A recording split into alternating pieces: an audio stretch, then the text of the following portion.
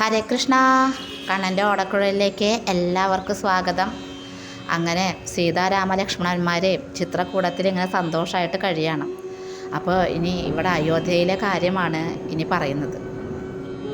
ശ്രീരാമ ലക്ഷ്മണന്മാർ ഗംഗ കടന്ന് പോയതിനു ശേഷം അത്യന്തം ദുഃഖിതനായിട്ട് സുമന്ത്രർ അയോധ്യയിലേക്ക് തിരിച്ചു വന്നു. കണ്ണീരൊഴുകുന്ന മുഖം ഉത്തരീയ വസ്ത്രത്താൽ മറച്ചുകൊണ്ടാണ് അദ്ദേഹം അയോധ്യയിൽ പ്രവേശിച്ചത്. ആ സമയത്ത് ദശരഥ മഹാരാജാവ് കൗസല്യയുടെ അന്തപുരത്തിലായിരുന്നു. അന്തപുരത്തിന് മുന്നിൽ തേര് നിർത്തി രാജാവിനെ കാണാൻ ചെന്നു.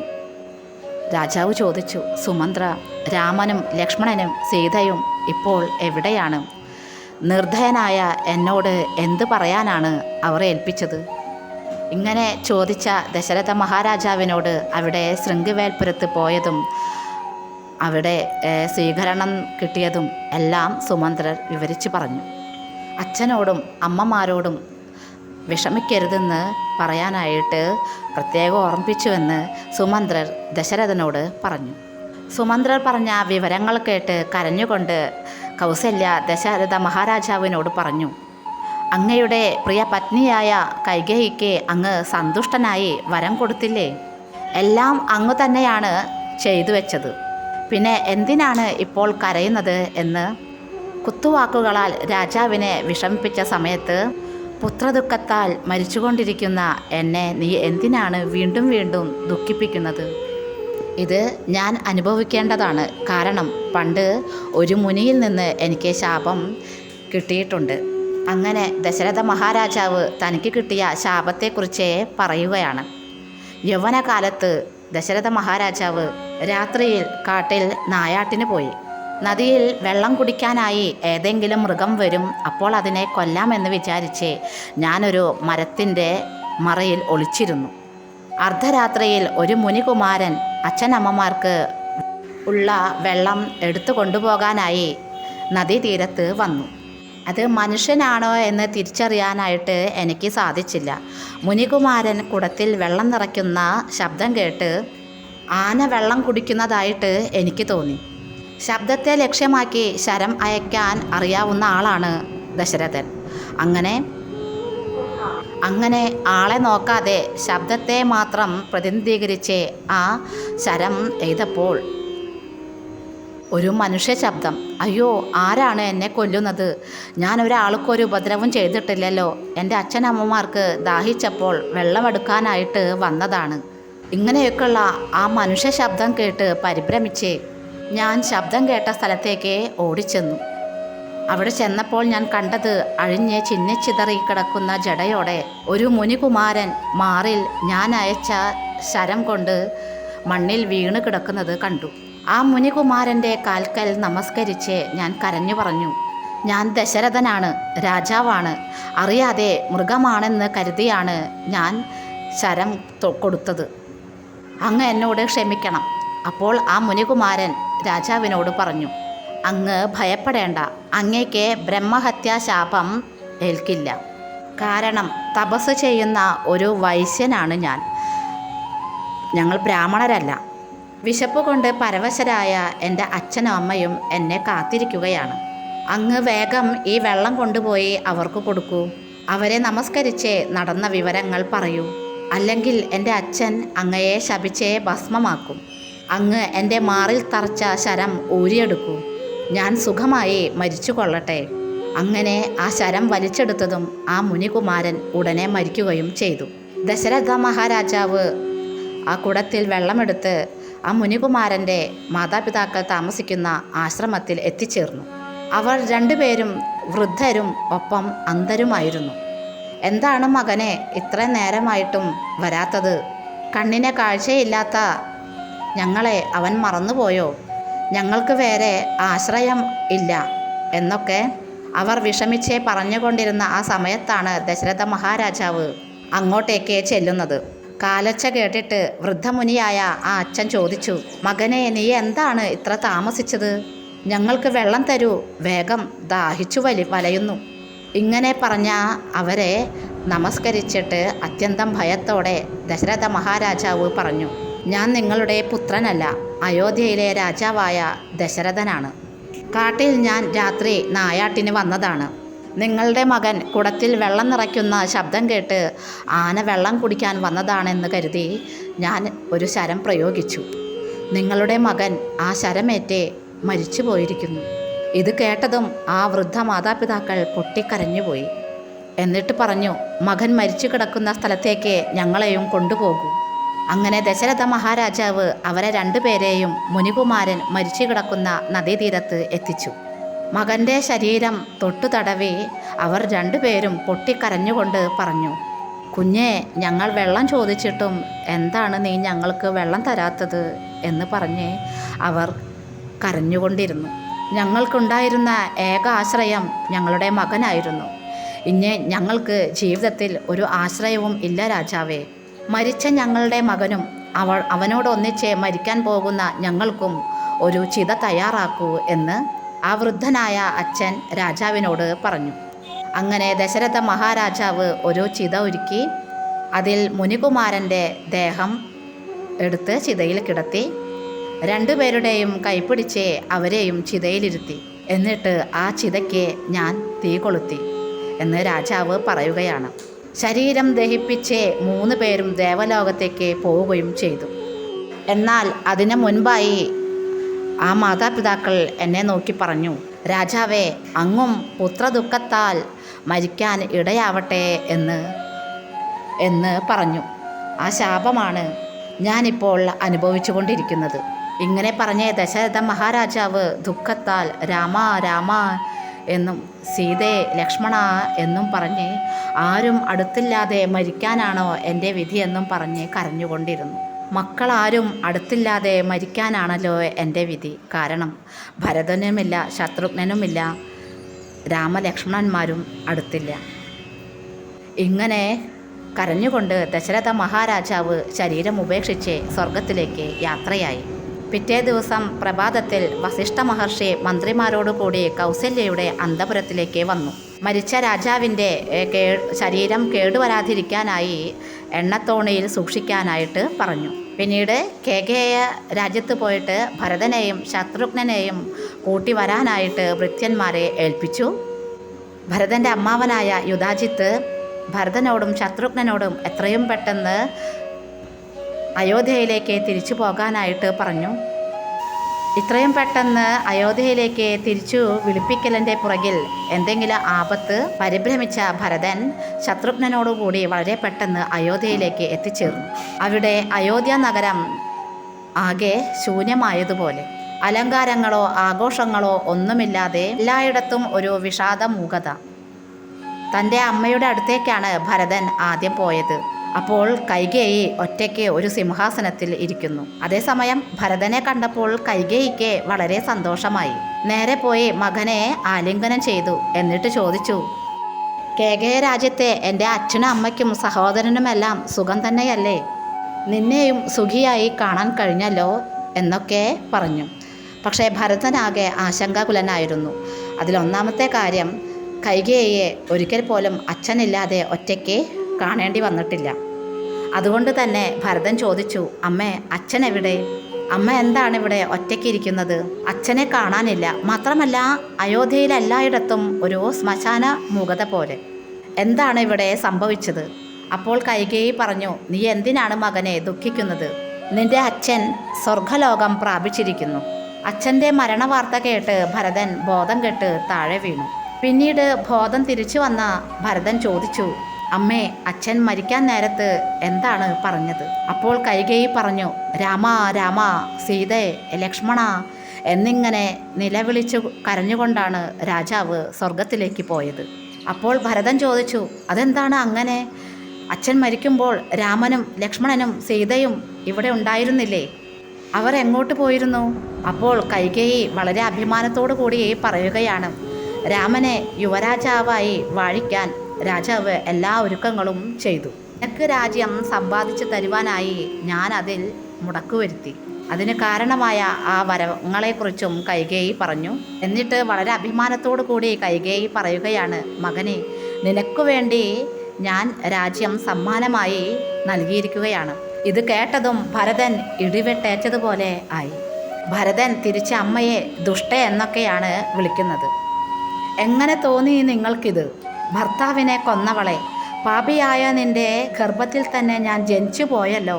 ആ പാപത്തിന് പ്രായശ്ചിത്തമായി ഞാൻ എന്താണ് ചെയ്യേണ്ടത്? തീയിൽ ചാടി മരിക്കണോ, അതോ വിഷം കുടിക്കണോ, അല്ലെങ്കിൽ വാളുകൊണ്ട് സ്വയം വെട്ടിമരിക്കണോ? ഇനി ഒരു നിമിഷം നിങ്ങളുടെ കൂടെ ഞാൻ നിൽക്കുകയില്ല. അങ്ങനെ പറഞ്ഞ് അവിടെ നിന്നും ഭരതൻ ഇറങ്ങിപ്പോവുകയാണ്.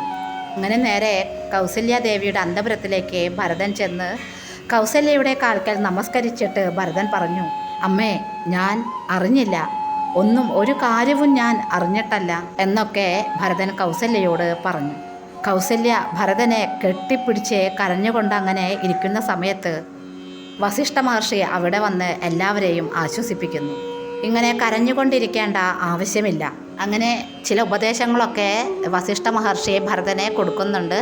അതിനുശേഷം ദശരഥ മഹാരാജാവിൻ്റെ സംസ്കാര കർമ്മങ്ങൾ ചെയ്യാനായിട്ട് ഭരതനോട് പറഞ്ഞു.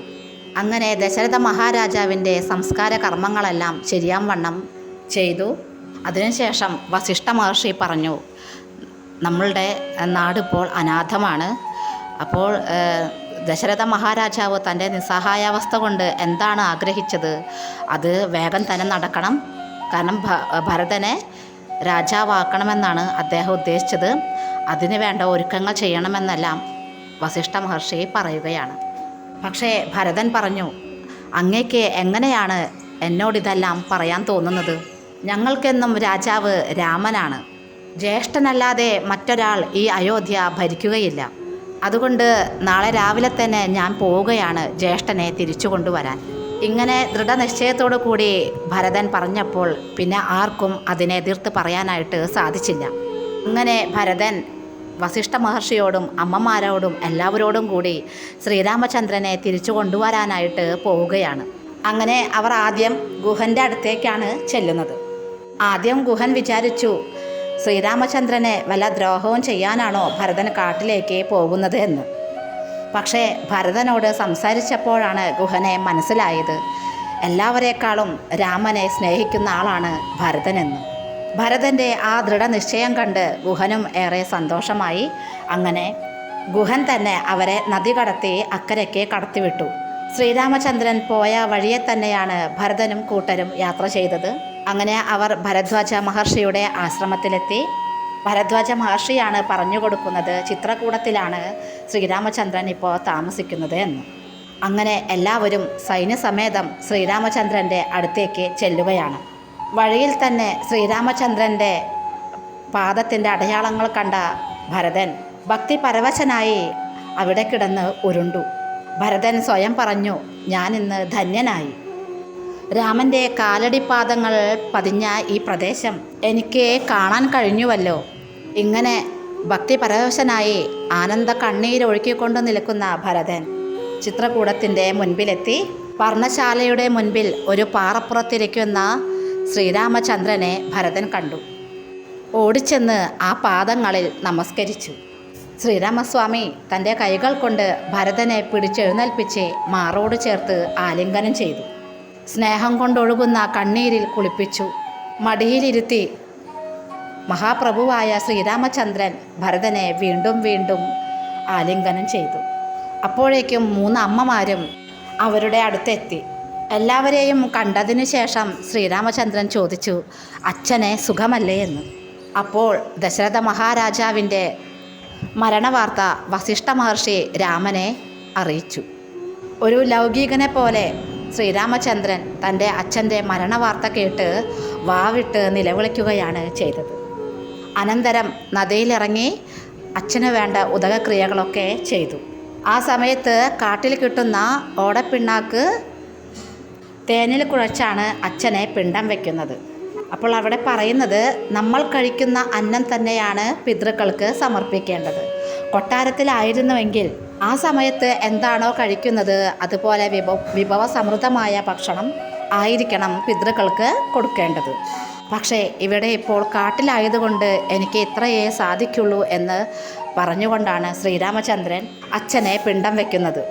അങ്ങനെ സ്നാനം കഴിഞ്ഞ് എല്ലാവരും പർണശാലയിലേക്ക് വന്നു.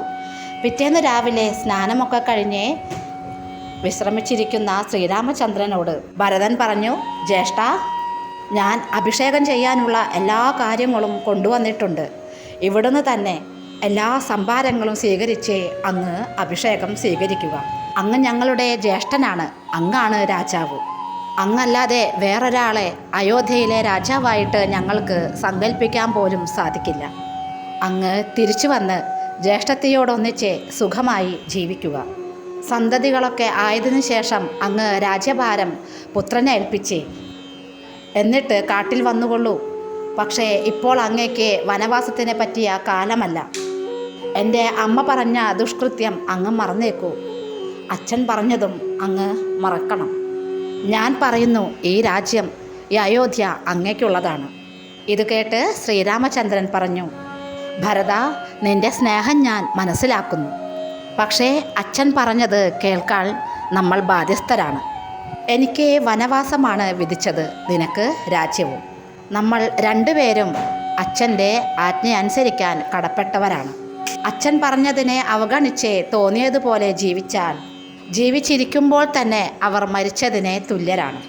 അതുകൊണ്ട് നീ മടങ്ങിപ്പോയി രാജ്യം ഭരിക്കൂ, ഞാൻ വനത്തിൽ താമസിക്കുകയും ചെയ്യാം. പക്ഷേ എന്തൊക്കെ പറഞ്ഞിട്ടും ഭരതൻ ആ ശാഠ്യത്തിൽ ഉറച്ചു നിൽക്കുന്നു എന്ന് കണ്ടപ്പോൾ ശ്രീരാമചന്ദ്രൻ കണ്ണുകൊണ്ട് വസിഷ്ഠ മഹർഷിക്കുള്ള നിർദ്ദേശം കൊടുത്തു. അങ്ങനെ വസിഷ്ഠ മഹർഷി ഭരതനെ അവിടുന്ന് മാറ്റിക്കൊണ്ടുപോയി ചില രഹസ്യങ്ങൾ ഭരതനോട് പറയുകയാണ്. രാമൻ സാക്ഷാൽ നാരായണനാണ്.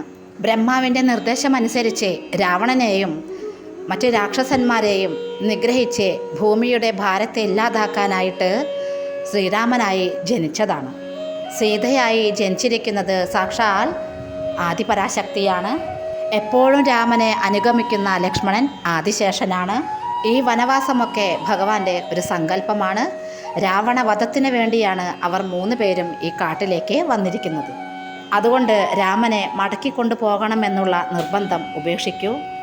ശത്രുഘ്നനോടും അമ്മമാരോടും സൈന്യത്തോടും കൂടി അയോധ്യയിലേക്ക് തിരിച്ചു പോവുക. രാവണനെ കുലത്തോടു കൂടി സംഹരിച്ച് ശ്രീരാമചന്ദ്രൻ അയോധ്യയിലേക്ക് മടങ്ങി വരും. വസിഷ്ഠ മഹർഷിയുടെ ഈ വാക്കുകൾ കേട്ടപ്പോൾ ഭരതൻ ആശ്ചര്യപ്പെട്ടു. അങ്ങനെ രാമൻ്റെ അടുത്ത് ചെന്ന് ഭരതൻ പറഞ്ഞു, എന്തൊക്കെയായാൽ പോലും അയോധ്യ ഞാൻ ഒരിക്കലും ഭരിക്കില്ല. അങ്ങയുടെ പാദുകങ്ങൾ എനിക്ക് തന്നാലും അങ്ങ് മടങ്ങി വരുന്നത് വരെ അവയെ സേവിച്ചും പൂജിച്ചും ഞാൻ കഴിഞ്ഞുകൊള്ളാം.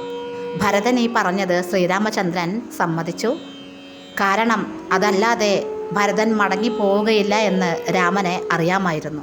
അങ്ങനെ ഭരതൻ അയോധ്യയിൽ നിന്ന് അഭിഷേകത്തിനായിട്ട് കുറേ സംഭാരങ്ങൾ കൊണ്ടുവന്നിട്ടുണ്ടായിരുന്നു. അതിൻ്റെ കൂടെ കൊണ്ടുവന്ന പാദുകങ്ങൾ, ആ പാദുകങ്ങളെ ശ്രീരാമസ്വാമിയുടെ പാദത്തിൽ ധരിപ്പിച്ചു.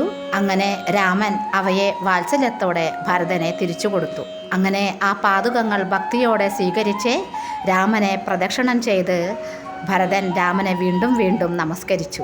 എന്നിട്ട് തൊണ്ടയിടറിക്കൊണ്ട് ഭരതൻ പറഞ്ഞു, 14 സംവത്സരം കഴിഞ്ഞ് പിറ്റേ ദിവസം തന്നെ അങ്ങ് തിരിച്ചു വന്നില്ലെങ്കിൽ അന്നു തന്നെ ഞാൻ അഗ്നിയിൽ എൻ്റെ ശരീരം ഉപേക്ഷിക്കുന്നതായിരിക്കും. നിശ്ചയമായും ഞാൻ മടങ്ങി വരും എന്ന് പറഞ്ഞ് ശ്രീരാമചന്ദ്രൻ ഭരതനെ യാത്രയാക്കി. ഭരതൻ വസിഷ്ഠനോടും അമ്മമാരോടും സൈന്യത്തോടും ശത്രുഘ്നനോടും കൂടി അയോധ്യയിലേക്ക് പുറപ്പെട്ടു. എന്നിട്ട് ഭരതൻ താൻ ജ്യേഷ്ഠൻ വന്നിട്ട് അയോധ്യയിലേക്ക് തിരിച്ചു വരൂ എന്ന് പറഞ്ഞ് അവിടെ അടുത്ത് നന്ദിഗ്രാമത്തിൽ ഒരു പർണശാല കെട്ടി താമസിക്കാൻ തുടങ്ങി. അതിലൊരു സിംഹാസനത്തിൽ ശ്രീരാമചന്ദ്രൻ്റെ പാദുകങ്ങൾ വെച്ച് ദിവസവും ആ പാതകങ്ങൾ പൂജിച്ചും സേവിച്ചും ആ പർണശാലയിൽ ശത്രുഘ്നനും ഭരതനും രാമനും ലക്ഷ്മണനും സീതയും എങ്ങനെയാണോ വനത്തിൽ താമസിക്കുന്നത് അതുപോലെ അവിടെ കാലം കഴിച്ചുകൂട്ടി.